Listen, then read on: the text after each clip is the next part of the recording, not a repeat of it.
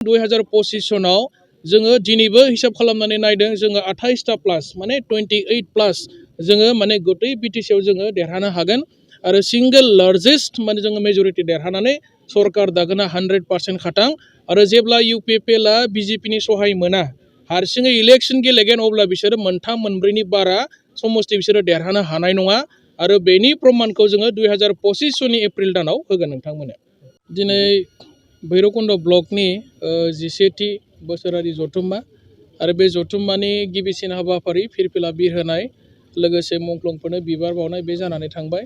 आरो बे जथुम्मायाव जोङो फैबाय थानाय 2025 बिटिसि बिसायख'थिनि थाखाय जोङो गोबांथार माखासे गोख्रों थांखिफोर लागोन। भैरबकुंड ब्लकखौ जोङो जेरैखिजाया देरहाहोनो थाखाय जाखिनि बिथांखिफोर लानांगौ बेबायदि माखासे बिथांखिफोर लानानै जोङो बिपिएफ हान्जाया देरहानायनि जि खामानिफोर जोङो बेखौ मावनो थाखाय साखाफारा जाबाय आरो बिसायख'थियाबो बावला जिहेतु एप्रिल दानाव जागोन होननानै जोङो खोनाबाय थादों। दासिमबो आनअफिसियेल खिन्थु आनअफिसियेलि जोङो माखासे खोथाखौ मिथिनानै दङ। दा बेनिखायनो भैरबकुंड ब्लकखौ जोङो गोबांथार बुरजा भट मोननानै देरहाहोनांगौनि थाखाय जाबायदि हाबाफारि लानांगौ जोङो बिनि सायाव गुवारै सावरायनाय जागोन। उफ्रा बिसायख'थियाव जेननायाथ' गिदिर बाथ्रा नङा मानो होननानै बुङोब्ला बिथांमोना दिनै मोनब्रै मोनबा हान्जाजों लोगो जानानैसो सिडली समस्तियाव देरहादों। बिपिएफआ सिंगल हारसिं मोनसे पार्टी हिसाबैनो दाख्लैबावै सिडलीयाव जोङो 58,000 मोनदों आरो जोङो रायजो राजाफोरखौ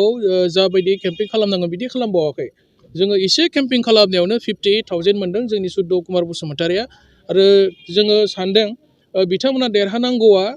बे रुलिं पार्टिनि फेभाराव थाखाय माने उफ्रा बिसायख'थिफ्राव आरो बिथांमोना मोनब्रै मोनबा पार्टिनि भटखौ जुदि राननानै होयोबा सिंगल इउपिपिएल हिसाबै जुदि नायोब्ला बिथांमोना 40,000 35,000नि बारा भट बिथांमोना मोनाखै। बाखि भटआथ' बिजेपिनि एजिपिनि बर'नि भट माने गुबुन गुबुन पार्टिफोरनि कंग्रेसनि भट बायदिसिना एसे गासैनि भटखौ दाजाबनानैसो बिथांमोना दाख्लैबावै 92,000 भट मोनदों। आदारवाइज इउपिपिएल हिसाबै जुदि गेलेयोमोनबा बिथांमोना 35,000नि बारा भट सिडली समस्तियाव मोननो हायामोन आरो जोङो सानदों 2025 सनाव जोङो दिनैबो हिसाब खालामनानै नायदों जोङो 28टा प्लास माने 28 प्लास जोङो माने गतै बिटिसिआव जोङो देरहानो हागोन आरो सिंगल लार्जेस्ट माने जोङो मेजरिटी देरहानानै सरकार दागोना 100% खाथां आरो जेब्ला इउपिपिएलआ बिजेपिनि सहाय मोना हारसिङै इलेक्शन गेलेगोन अब्ला बिसोरो मोनथाम मोनब्रैनि बारा समस्ति बिसोरो देरहानो हानाय नङा आरो बेनि प्रमाणखौ जोङो 2025 सननि एप्रिल दानाव होगोन नोंथांमोननो। बिपिएफआ दिनै जोबोद स्ट्रं आरो बिपिएफखौ मानसिफ्रा मोजां मोनो बिथांमोना गावसोर बुंनानै लानाय जिखिनि प्रतिश्रुति आं मोनसे एग्जाम्पल होनो 2020 सननि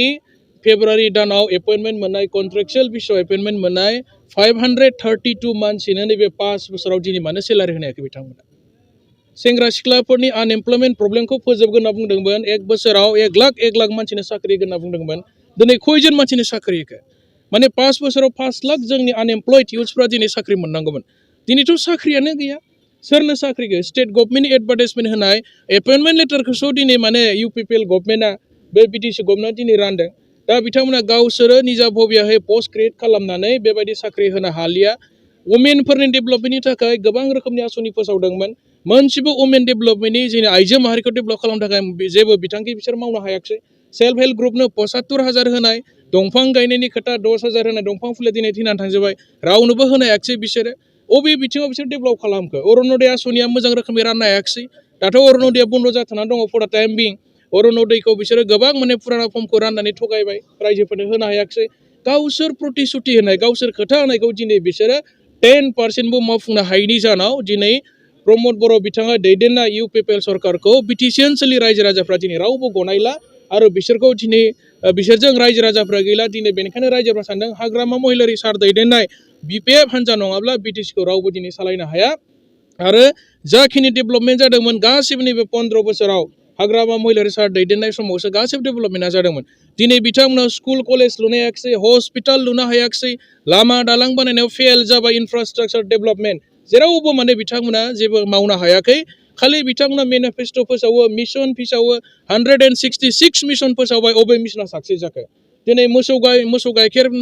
मिशन फोसावबाय बहा रायजोफ्रालाय मोसौ गाय मोनखो बिथांनिफ्राय अमा मिशन बोरमा मिशन दाउ मिशन बायदिसिना मिशन फोसावदों बिथांमोना जेबोथ' मावनो हायाखैना बिथांमोना दिनै फिसा फिनला बेफार मावना जानाय मानसिफोरनो बिसोरो माने फाइनान्सियेल एसिस्टेन्ट होनो 2 लाख थाखा होगोन होननानै गावसोर बुंना लादों बहा मावखो हा पाट्टा होगोन होनदोंमोन बहा होनो हाखो दा हादानाव थानाय मानसिफ्राथ' दिनै हानि पाट्टा मोनाखै बर'आनो जा नेपालियानो जा आदिबासियानो जा बा बिभिन्न जाति जनगोष्ठियानो जा बिथांमोननो लेन्ड पजिशन होदों बेखौबो 3 बोसोरनि थाखायल' बेबहार खालामनो हागोन होननानै लिरनाय दं बिसोरनि सार्टिफिकेटआव हानि मियादि पाट्टाया मा जाखो गावसोर बुंनानै लादोंमोन खिन्थु मावनो हायाखिसै भेन्सार्सखौ प्रभिन्सियेलाइज खालामगोन होननानै मा जाखो गंसेबो स्कुला दिनै सरकारि जायाखिसै बिथांमोननि दा अब्ला मा मावबावगोन फैयै फैथ' दिनै बिथांमोननि सरकारा जोबफैबाय मावनो थाखायथ' बिथांमोननि आखायाव जेबो समानो गैला स्किमबो होनो हाला दायो टाइम गैला बिथांमोननि आखायाव दा बेनिखायनो बिथांमोननि सायाव रायजोफोरा जनसाधारन मानसिफ्रा दिनै फोथायनाय गैला आरो बिपिएफ हान्जा नङाब्ला बिटिसिआ डेभेलप जाया बे खोथाखौ दिनैनि तारिखाव बयबो स्पष्ट जानानै दङ